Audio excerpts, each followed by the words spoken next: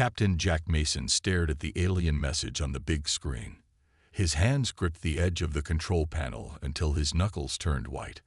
Around him, the bridge of the U.S. Defiant, Earth's last working military ship, fell silent.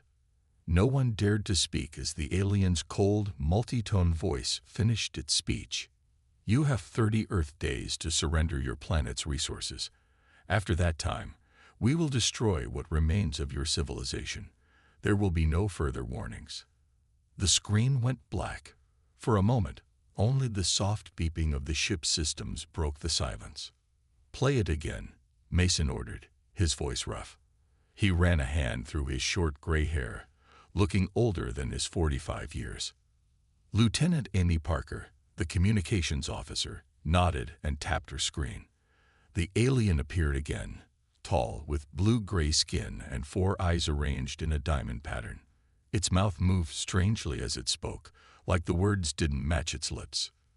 This time, Mason watched the crew's faces instead of the message. Fear, anger, defeat, the same emotions that had been cycling through his own mind since the Stellar Coalition had first appeared in Earth's skies 2 weeks ago. Their first attack had been swift and deadly. In less than 6 hours, they had destroyed every major military base on the planet. The world's navies now lay at the bottom of the oceans. Air forces were reduced to burning scrap. Land armies scattered and broken. The Defiant had survived only because it had been underwater during the initial attack, testing a new stealth system. Even so, the ship had taken damage. They were limping along with half-working engines and weapons that probably couldn't hurt a Coalition rowboat, if aliens even had such things. "Sir," Parker said after the message ended again, "we're being called to an emergency meeting. All surviving military leaders. The president will be there." Mason nodded. "Tell them we're on our way." The meeting took place in an underground bunker beneath what was left of Washington, D.C. representatives from countries around the world sat around a large table, their faces lit by the harsh white lights overhead. Many joined through video links, their images flickering on screens around the room. President Williams looked like she hadn't slept in days. "Ladies and gentlemen," she said, "I won't waste time. We need options." General Roberts, the highest-ranking military officer still alive, stood up. His uniform was still dusty from the rescue operation that had pulled him from the ruins of the Pentagon. "Madam President, I've reviewed all our remaining military capabilities," he said. His voice was flat, emotionless. "We cannot win this fight. The Coalition's technology is at least a century ahead of ours. Their ships have shields that our weapons can't penetrate. Their weapons cut through our strongest armor like it's paper." "So you're suggesting surrender?" asked the Chinese representative, her face hard on the video screen. "I'm suggesting reality," Roberts replied. "We've lost 85% of our military power. What remains isn't enough to defend a small city, let alone the planet." The room erupted in angry voices. Mason sat quietly, watching. He had been invited as the captain of Earth's last naval vessel, but he wasn't a high-ranking officer. Not until 2 weeks ago, when everyone above him had died. Before the invasion, he had been a salvage expert, brought into the Navy to help reuse old equipment during budget cuts. Salvage, taking broken things and making them useful again. An idea began to form in his mind. A crazy, impossible idea. "Excuse me," he said, standing up. No one noticed at first, until President Williams held up her hand for silence. "Captain Mason has the floor," she said. Mason cleared his throat. "The general is right that we can't win with what we have now. But maybe we don't need to use what we have. Maybe we need to build something new." "Build what?" Roberts asked, frowning. "We don't have time to develop new technology." "Not develop. Steal." Mason pointed to the screen showing images of downed Coalition ships. "Every time they attack us, they leave pieces behind. Their ships crash. Parts fall off. What if we could use those parts? Use alien technology we don't understand." The Russian representative scoffed. "We don't need to understand all of it," Mason argued. just enough to make it work. Look, before I joined the Navy, I ran a salvage operation in the Pacific. My team and I could take apart ships from a dozen different countries and put them back together in new ways. President Williams leaned forward. What exactly are you suggesting, Captain? I'm suggesting we build our own warship, using coalition tech mixed with our own. Something they've never seen before because no one would be crazy enough to try it. Mason's eyes lit up as he spoke, the plan taking shape in his mind. They think in straight lines. Everything perfect and planned. But humans? We're messy. We improvise. We take what's broken and make it work again. Even if this were possible, General Roberts said slowly, we'd need a team, resources, a secure location. I have people I trust. Engineers, mechanics, people who can think outside the box. Mason pulled out his tablet and opened a map. And I know the perfect spot. The Pacific Ship Graveyard. It's remote, filled with materials we can use, and the Coalition hit it early in their attack, so they probably won't look there again. The room fell silent as everyone considered his words. Mason could see the doubt on their faces, but he could also see something else, a tiny spark of hope. President Williams took a deep breath. This plan is unorthodox. With respect, Madam President, Mason said, orthodox got most of our military killed. We need something the coalition won't expect. After a long pause, she nodded. How many people do you need? 50. The best engineers and technicians still alive. And permission to use whatever resources we can find. You'll have it. But Captain, she fixed him with a steady gaze, you understand what's at stake here. Mason thought of his home in Nevada, now just a crater. Of his brother's family, missing since the first attack. Of Earth. Yes, Madam President. I do. 3 days later, Mason stood on the deck of a rusty cargo ship, looking out at the Pacific Ship Graveyard. Once, it had been where old vessels came to be taken apart. Now, it was also filled with the smoking remains of Earth's Navy and several downed coalition craft. Beside him stood Dr. Emma Reynolds, a thin woman with wild red hair pulled back in a messy ponytail. She had been fired from NASA 5 years ago for experiments deemed too risky. Now her expertise in propulsion systems might save the world. You really think we can build a warship from this junk? She asked, gesturing at the field of wreckage spread out before them. Mason pulled a piece of twisted metal from a nearby pile. It was part of a coalition ship, its surface covered in strange markings that seemed to glow faintly. Their stuff still works even when it's broken, he said. That gives us an advantage they don't expect. Tom Rivera, a former black market tech dealer who now served as Mason's second-in-command, joined them. Teams ready to start salvage operations, Captain. Mason nodded, looking at the determined faces of his makeshift crew.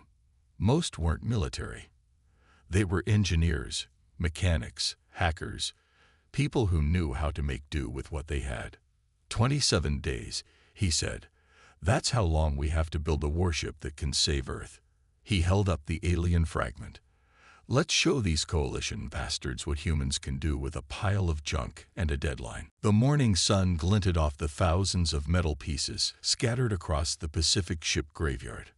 For the past 5 days, Mason's team had worked nonstop, sorting through wreckage and salvaging anything useful. Their makeshift camp buzzed with activity as people carried parts, welded metal, and tested equipment. We need more power cells, Emma Reynolds said, wiping sweat from her forehead. She pointed to a diagram on her tablet. The coalition ships use some kind of energy source I'd never seen before. It's like a battery, but it never seems to run out. Mason nodded, looking at the strange blue glowing cylinder they had pulled from a downed alien fighter. How many do we need? At least 5 more of the big ones to power the main systems. Mason turned to Rivera. Take Team B and check the northern section. There was a larger coalition ship that went down there. Rivera nodded and gathered his team. As they left, Mason watched Dr. Reynolds examining the alien power cell with a mix of frustration and wonder. "Something wrong?" he asked. "Everything about their technology is weird," she said. "It's not just advanced. It's like they think differently than we do." She tapped the power cell. "Look at this. No visible connectors, no radiation, no heat. But it powers systems 10 times more efficiently than our best tech." Mason picked up the cylinder, feeling its slight vibration. "Can you make it work with our systems?" Emma smiled, the kind of smile that made Mason think of a kid with a new toy. "Oh, I'll make it work. I just might blow us all up the first few times I try." By the end of the first week, they had the basic outline of a ship. It wasn't pretty. A skeletal frame cobbled together from Earth Navy vessels, with alien components grafted onto it like strange metal tumors. But it was taking shape. Lisa Wong, their chief engineer, had created a central command area using the bridge from a destroyed aircraft carrier. Screens salvaged from both human and alien vessels lined the walls, displaying a mix of English text and strange coalition symbols. "We figured out their basic communication frequencies," Lisa explained as Mason inspected the bridge. "They use a kind of quantum entanglement for instant messaging across long distances. We can't replicate it, but we can tap into it. Listen." She pressed a button, and the room filled with the strange musical language of the coalition. "Can we understand what they're saying?" Mason asked. "Working on it, but we can track their ships using these signals." As if on cue, an alarm sounded. One of the technicians called out, "Coalition patrol ship approaching. ETA 3 minutes." Mason's heart raced. Everyone to emergency positions. Shut down all non-essential systems. The team had practiced this drill, knowing discovery would mean death. Lights went out. Power systems hummed to silence. Workers scrambled to hide under tarps and debris. From his position, Mason watched the sky. A sleek silver craft appeared, its smooth hull reflecting the sun as it glided over the graveyard. It was beautiful in a cold, deadly way. The ship moved slowly, sensors scanning the area. Mason held his breath as it passed directly overhead. For a terrible moment, the ship paused. Then, with a faint whine, it continued on its patrol route and disappeared over the horizon. Slowly, the team emerged from hiding.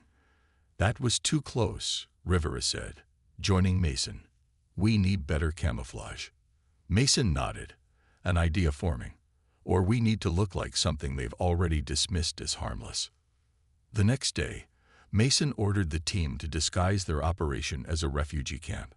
They erected tents and set up small fires, making it appear like survivors had gathered among the wreckage to salvage basic supplies.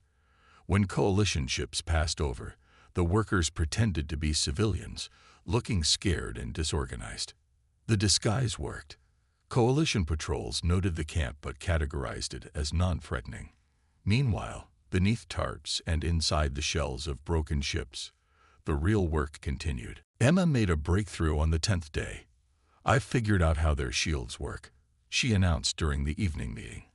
The team gathered around as she held up what looked like a flat silver disc. "They don't just block attacks, they absorb the energy and redirect it." "Can we build our own?" Mason asked. "Not exactly like theirs, but—" Emma's eyes sparkled with excitement. "I think we can make something better, something they won't expect." She showed them her plans, a hybrid shield system that combined coalition energy-absorbing technology with Earth's radar jamming systems. It won't stop a direct hit from their biggest weapons, but it will confuse their targeting systems and absorb enough energy to give us a fighting chance. "How soon can you have a prototype?" Mason asked. 3 days. "Maybe 2 if I don't sleep." "Take 3, Mason said firmly. "We need you alert." On day 14, disaster struck. Rivera's team was exploring a mostly intact coalition scout ship when its self-defense systems suddenly activated. A burst of energy shot out, severely injuring 2 workers and alerting nearby coalition forces. "Patrol incoming. Multiple ships. Lisa shouted from the command center. Mason ran to the wounded men, helping carry them to safety. Everyone underground. Now, the team had built shelters beneath the wrecked ships, connected by tunnels. As coalition ships swarmed overhead, they huddled in darkness, listening to the whine of alien engines. "They'll find the work we've done," Rivera whispered, his face pale. "It's over." "No," Mason said firmly. "We prepared for this." When the first coalition troops landed to investigate, they found what appeared to be an empty camp recently abandoned. The partial ship frame Mason's team had been building was covered with other debris, looking like just another pile of wreckage. The aliens searched for nearly an hour, then left, apparently satisfied that the energy burst had simply been a system malfunction in the damaged scout ship. When the team finally emerged from hiding, they found something unexpected. The coalition troops had left the scout ship behind, apparently considering it too damaged to salvage. "It's mostly intact," Emma said, running her hands over the alien vessel's hull. "Engine, weapons, navigation." Mason smiled. "Get it underground. Now." By the end of the third week, the shape of their warship had changed completely. Using the coalition scout ship as a core, they had built outward, adding Earth tech where needed but keeping the alien systems as the heart. "It's working," Emma said with tired amazement as the ship's main power came online for the first time. Lights flickered across the makeshift bridge. Screens lit up. A gentle hum filled the air as the hybrid systems synchronized. Rivera looked at the readouts. Power at 60% and holding steady. No detectable emissions that would give us away. He turned to Mason with the first real smile anyone had seen on his face in weeks. "We might actually pull this off." Mason walked around the bridge, touching the mismatched panels and jury-rigged controls. It wasn't pretty. Exposed wires ran along walls. Earth keyboards sat next to alien touch panels. But it worked. "What should we call her?" Lisa asked. Mason thought for a moment, looking at the ship they had built from broken pieces and desperate hope. "Phoenix," he said. "We'll call her Phoenix." As if responding to its name, the ship's lights brightened slightly. 7 days remained until the coalition's deadline. Their impossible warship was taking flight. All systems ready for power test. Emma called out from her station. 6 days remained until the coalition's deadline, and the Phoenix was nearly complete. Mason stood in the center of the bridge, looking at the nervous faces of his crew. Everything they had built over the past weeks came down to this moment. If the ship's systems couldn't work together, they had no chance against the coalition. "Begin the test," Mason ordered. Emma nodded and pressed a sequence of buttons. The lights dimmed momentarily, then came back brighter. A low hum filled the ship as power flowed through the hybrid systems. "Main power at 30%, Emma reported. 40%. 50. The screens around the bridge flickered to life, showing a mix of Earth readouts and alien symbols. Lisa worked quickly at her station, translating the alien text. "Shields online," she said. "Weapons systems charging." Rivera monitored the power flow. 60%. 70. A small tremor ran through the ship. Mason steadied himself against a console. "What was that?" Emma frowned at her readings. "Power fluctuation. The coalition systems are drawing more energy than expected." "Can you stabilize it?" "Working on it." Her fingers flew over the controls. 80%. 85. The tremors grew stronger. Warning lights flashed across the bridge. "Something's wrong," Rivera said urgently. "The power systems aren't harmonizing." Before Emma could respond, a surge of energy ripped through the ship. Sparks flew from consoles. The lights flashed blinding white, then went dark. Mason was thrown to the floor as a massive boom echoed through the hull. When he got to his feet, emergency lights bathed the bridge in dim red. Smoke filled the air. "Report," he shouted. "Is everyone okay?" Lisa emerged from beneath her damaged console, coughing. "I'm all right." "Engine rooms hit bad," Rivera's voice came through the static-filled communicator.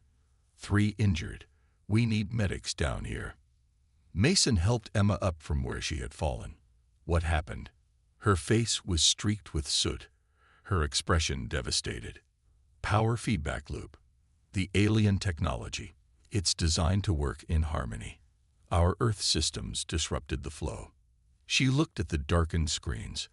We've blown half the power relays. We're set back days, maybe more. Mason felt a cold weight settle in his stomach.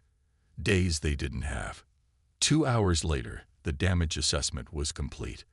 The Phoenix's main power grid was fried. 3 crew members were in the medical bay with burns and electrical injuries. The weapons systems were offline. The leadership team gathered in what remained of the bridge. Can we fix it? Mason asked. Emma rubbed her tired eyes. Yes, but not quickly. We need to rewire the entire power distribution system. The coalition technology is more sensitive than I realized. How long? At least 4 days. Maybe 5. 5 days. The deadline would arrive before they were ready. Lisa looked up suddenly from her tablet. Captain, I'm picking up increased coalition communications. A lot of activity. Put it on speaker. The strange musical language of the aliens filled the room. Though they couldn't understand the words, the urgent tone was clear. They're excited about something, Lisa said, studying the translation algorithms she'd been developing. I'm getting fragments, energy spike, unusual readings. Mason's blood ran cold. The power surge. They detected it. Rivera checked the radar. Multiple signals approaching. Fast. Mason made a split-second decision. Prepare for emergency launch. Launch. Emma stared at him. Jack, the ship isn't ready. We're out of time. If we stay here, they'll find us for sure. He turned to the crew. Get all essential personnel on board. Everyone else evacuates to the backup location. The systems aren't stable. Emma protested. Then we'll have to stabilize them in flight. Mason said grimly. Rivera, get down to engineering. Do what you can to get us partial power. As the crew rushed to their stations, Mason helped evacuate the non-essential personnel. Scientists, support staff, and injured crew members were loaded onto small boats to be taken to a hidden cave system several miles away. Lisa monitored the approaching coalition ships. 5 minutes until they're in visual range. Status. Mason called to Emma as he returned to the bridge.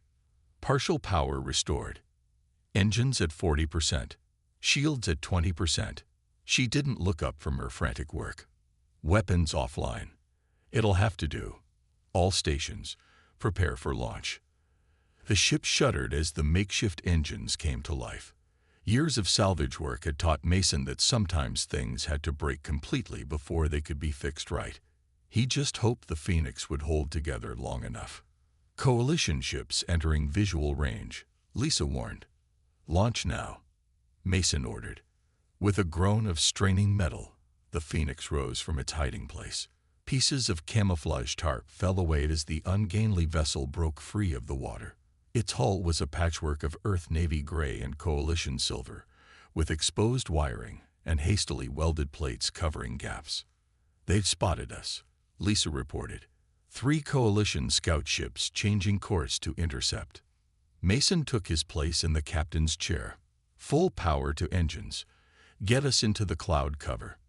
The Phoenix climbed awkwardly into the sky, trailing small bits of debris as loosely attached components shook in the acceleration. The coalition scouts followed, their sleek forms cutting through the air with perfect precision. They're charging weapons, Lisa called out. Evasive maneuvers. Mason ordered. Rivera's voice came through the comm from engineering. The engines can't take hard turns yet. The first shot from a coalition ship flashed past them, a beam of intense blue energy that missed by meters. Return fire, Mason ordered. Weapons still offline, Emma replied, working frantically at her station. Another shot hit the Phoenix's side. The ship shuddered, but held together. Shields at 15%, Lisa reported. One more direct hit, and we're done. Mason's mind raced. They couldn't outrun the coalition ships. They couldn't fight back. But maybe. Emma, is the EMP device operational? Her head snapped up. The prototype. It's barely been tested. Can you activate it? She hesitated for just a second before nodding. Rerouting emergency power now. The EMP device had been Emma's side project, a weapon designed to disrupt coalition systems without destroying them. It used their own technology against them, creating a pulse that would overload their sensitive power networks. Coalition ships closing to finish us, Lisa warned.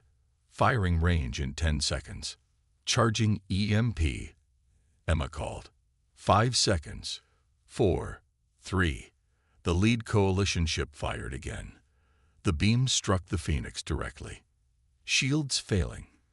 Lisa shouted. Now, Emma. Emma slammed her hand down on the activation control. For a moment, nothing happened. Then a wave of invisible energy pulsed out from the Phoenix in all directions. The coalition ships faltered. Their lights flickered and died. Their engines sputtered and failed. All three began dropping from the sky like stones. It worked. Emma cried in disbelief. The Phoenix wasn't unaffected. More systems went dark as the pulse hit their own alien components, but the Earth technology, cruder and more resilient, kept the essential systems running. The nearest ship is going down 2 miles east, Lisa reported. Minimal damage to its hull. Mason saw their opportunity. Set course to intercept. Prepare a boarding party. As the Phoenix limped toward the fallen coalition scout, Mason felt a glimmer of hope for the first time in weeks. They had just taken down 3 enemy ships without firing a single conventional shot. Maybe, just maybe, this crazy plan could actually work. The Phoenix hovered near the downed coalition scout ship. It had crashed in a shallow part of the ocean, its sleek silver hull now half submerged in water. Mason led the boarding party himself, taking Emma, Rivera, and 4 others with combat experience. Remember, Mason told the team as they prepared to board, we need information more than we need a fight. Get to their command center and download whatever you can. They crossed to the alien vessel on a makeshift bridge extended from the Phoenix. The coalition ship's entry hatch had been damaged in the crash, allowing them to pry it open manually. Inside, emergency lights cast an eerie blue glow through the corridors. This way, Emma whispered, following readings on her tablet. Power core and main systems should be straight ahead. They moved carefully through the ship, weapons ready. The layout was strange. Corridors curved in unexpected ways, and doors seemed to appear and disappear depending on the angle you viewed them from. Where's the crew? Rivera asked, looking around nervously. Mason was wondering the same thing. Stay alert. They found their answer in the command center. 3 coalition aliens lay unconscious at their stations. They were tall and thin, with 4-fingered hands, and the same blue-gray skin Mason had seen in transmissions. The EMP must have affected them somehow, Emma said, examining one of the aliens from a safe distance. Their suits have some kind of tech built in. Maybe life support. Will they wake up? Mason asked. Eventually, I think. But we have time. Emma and Lisa got to work on the ship's systems. The alien technology responded to their touch surprisingly well, almost as if it was designed to be intuitive to any species. I'm in, Emma announced after several minutes. Their database is vast. Her eyes widened as she scrolled through information. Jack, look at this. Mason leaned over her shoulder. The screen showed what appeared to be a map of the coalition fleet positions. Dozens of ships surrounded Earth, with one massive vessel at the center. That has to be their command ship, Mason said. The Dominion, according to these labels. Lisa was working at another console. I'm finding something interesting in their communications, she said. There seems to be disagreement among the coalition species. Disagreement. Mason moved to her station. From what I can translate, not all of the coalition wanted to attack Earth. Several species advocated for peaceful contact, but they were overruled by the dominant military faction. That could be useful, Mason said thoughtfully. What else can you find? For the next hour, they downloaded everything they could from the alien databases: technical specifications, communication protocols, fleet movements, and most valuable of all, command codes. We need to move, Rivera warned, checking his watch.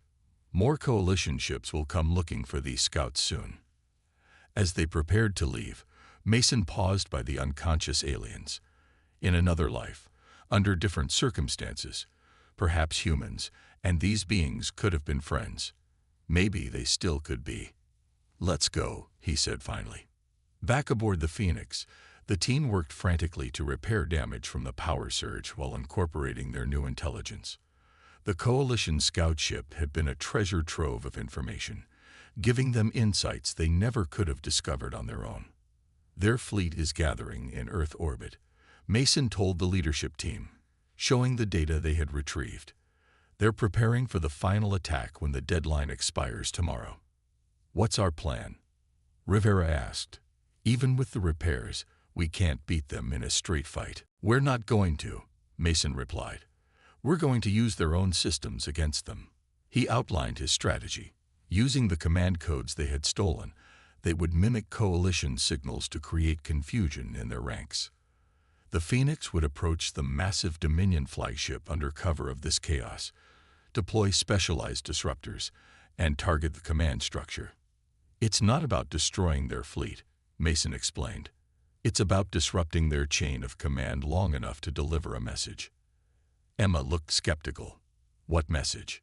That humans aren't as easy to conquer as they thought. As Earth's deadline approached, governments worldwide prepared for surrender. Most believed resistance was futile against such overwhelming technology. They didn't know about the Phoenix, hiding in the Pacific, and preparing for one desperate mission. Mason stood on the bridge, watching his crew work. In the past few hours, they had transformed the ship. Coalition technology had been more fully integrated with Earth systems. The power fluctuations were under control. Weapons were online, though limited. Most importantly, they had communication systems that could mimic coalition signals perfectly. Fleet status? Mason asked. Lisa studied her screen. Coalition ships moving into attack formation. The Dominion is coordinating from high orbit. Our status? Emma checked the ship's systems. Power at 85%. Shields at 60%. Weapons at 40%. Enough for 1 or 2 good shots. Special packages ready for deployment. These special packages were Emma's creation. Repurposed satellites loaded with disruptive technology designed to scramble coalition communications. Prepare for launch, Mason ordered. Stealth mode until we're in position. The Phoenix rose from the ocean, its systems running as quietly as possible. Unlike the hasty escape days before, this launch was controlled and deliberate. The ship's makeshift stealth systems, combined with coalition technology, rendered it nearly invisible to standard scans. They climbed through the atmosphere, the blue sky gradually darkening to the black of space. Earth spread out below them, beautiful and vulnerable. Coalition fleet in visual range, Lisa reported. Through the main viewport, Mason could see them, dozens of silver ships arranged in perfect formation around the Dominion. The flagship was enormous, at least 10 times the size of any other vessel. Begin transmission, Mason ordered. Emma activated the communication system they had built using stolen coalition technology, transmitting false retreat orders now. The effect was almost immediate. Several smaller coalition ships broke formation, moving away from their assigned positions. Confusion spread through the fleet as contradictory orders followed. It's working, Rivera said with surprise in his voice. Launch disruption packages, Mason ordered. The Phoenix released 12 small satellites, each programmed to further scramble coalition communications by broadcasting on their secure frequencies. As they activated, more coalition ships began moving erratically, unable to distinguish real orders from false ones. Take us in closer to the Dominion, Mason said. Prepare main weapons. The Phoenix moved toward the massive flagship, still partially obscured by the chaos they had created. They were halfway there when everything changed. "We've been detected," Lisa shouted. "The Dominion is scanning us directly." A beam of intense energy shot from the flagship, striking the Phoenix. The ship shuddered violently. "Shields down to 30%, Emma reported. "They've adapted to our signal disruption." Another blast hit them, even more powerful than the first. Warning lights flashed across the bridge as systems failed. "Engines hit," Rivera called from engineering. "We're losing power." "Return fire," Mason ordered. The Phoenix fired its main weapon, a hybrid of Earth missiles and Coalition energy technology. The blast struck the Dominion, but its powerful shields absorbed the impact with barely a flicker. "No effect," Lisa reported grimly. A third hit from the Dominion sent the Phoenix spinning. Life support systems failed across half the ship. The bridge filled with smoke as consoles overloaded. "We can't take another hit like that," Emma said, working frantically to reroute power. Mason looked at the massive Coalition flagship through the cracked viewport. They had come so far, risked so much, only to fail at the final moment. Or had they? "Emma," he said suddenly, "is the handshake ready?" Emma's eyes widened. The handshake was theoretical. We never had time to test it. "Is it ready?" She hesitated, then nodded. "The basic program is loaded. But Jack, it's a one-way trip. We'd have to get much closer to the Dominion." Mason looked at his crew, brave, brilliant people who had accomplished the impossible. "Then that's what we'll do." He took the helm controls himself as the Dominion prepared to fire again. "All power to engines. We're going in." The Phoenix raced toward the Dominion, trailing debris and venting atmosphere from its damaged hull.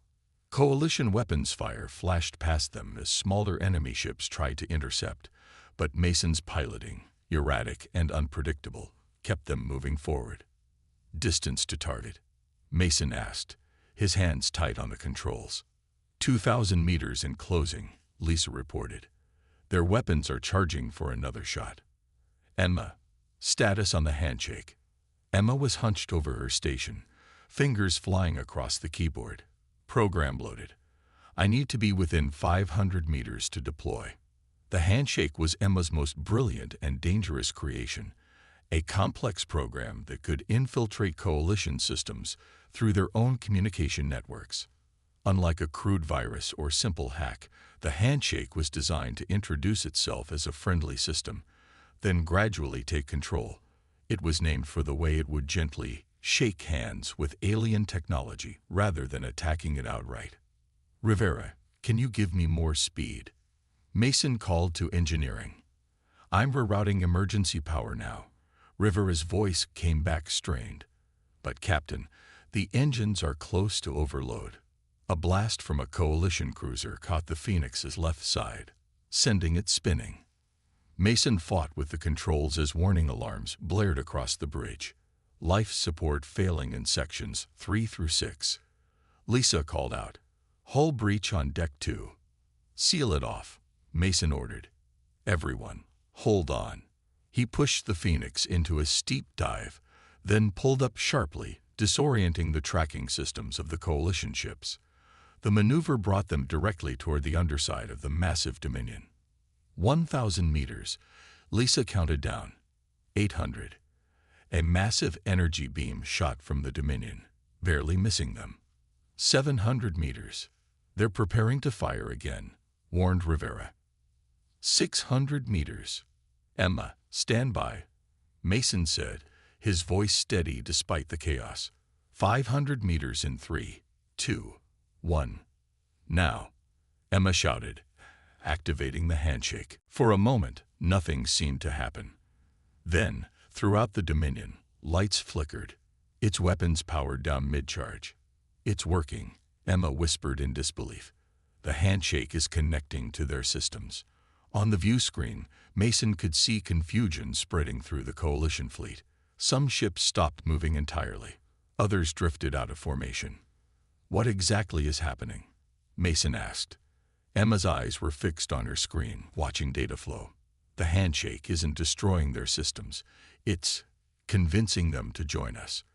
Their technology is highly adaptive, designed to sync with other systems. We're using that against them. Coalition communication chatter increased dramatically, the musical language now sounding urgent and alarmed.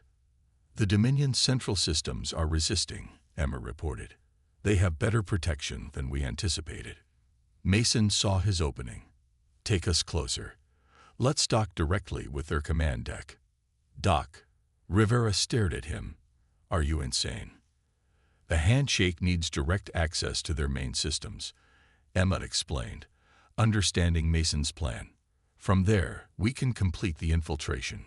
All power to forward shields, Mason ordered. We're going in. The Phoenix accelerated toward the Dominion's command section. The massive ship fired defensive weapons, but many failed to activate properly as the handshake spread through its systems. Impact in 10 seconds, Lisa warned. Brace for collision. Mason aimed for what looked like a docking port on the side of the command deck. Come on, old girl, he muttered to the Phoenix. One last push. At the last moment, something unexpected happened.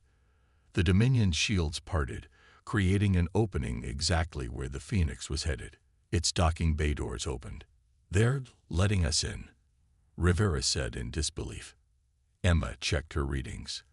The handshake is working at a deeper level than I expected. Parts of their system are already cooperating with us. The Phoenix slid into the Dominion's docking bay, coming to rest with a screech of metal on metal.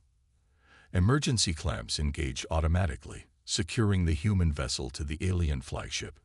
Prepare boarding party, Mason ordered, grabbing his weapon. Emma, Rivera, Lisa, you're with me.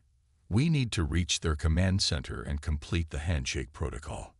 As they moved to the airlock, Emma handed out small devices. Attach these to any terminals you find. They'll help the handshake spread faster. The team stepped from the Phoenix onto the Dominion, weapons ready. Unlike the scout ship, this vessel was fully operational. Lights pulsed along the corridors in patterns that seemed almost like a heartbeat. The air had a strange, sweet smell. They encountered Coalition crew members, but the aliens seemed disoriented, their movements sluggish. Some watched the humans pass with all four eyes wide, but made no move to stop them. The handshake is affecting their systems and their tech, Emma explained quietly. Remember how their suits seemed integrated with their bodies? They're experiencing the equivalent of digital vertigo. Following Emma's tracking device, they made their way through the massive ship toward its heart. The corridors grew wider, the ceiling higher.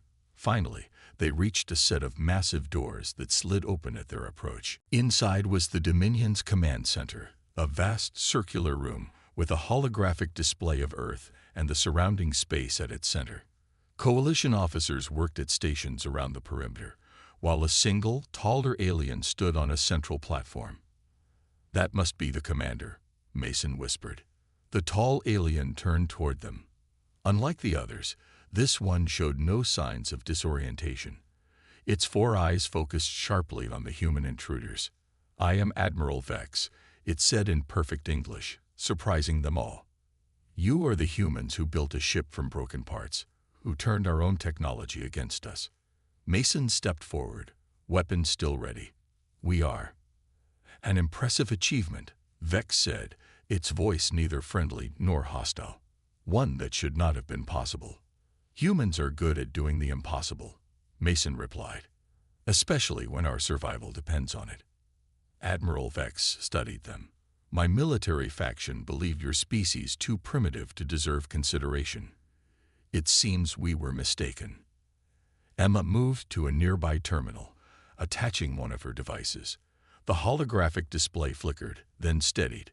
Throughout the command center, Coalition officers stopped working, watching the confrontation. You came to deliver a message, Vex said. I am listening. Mason lowered his weapon slightly. The message is simple. Earth will not surrender. But we don't need to be enemies. You suggest an alternative.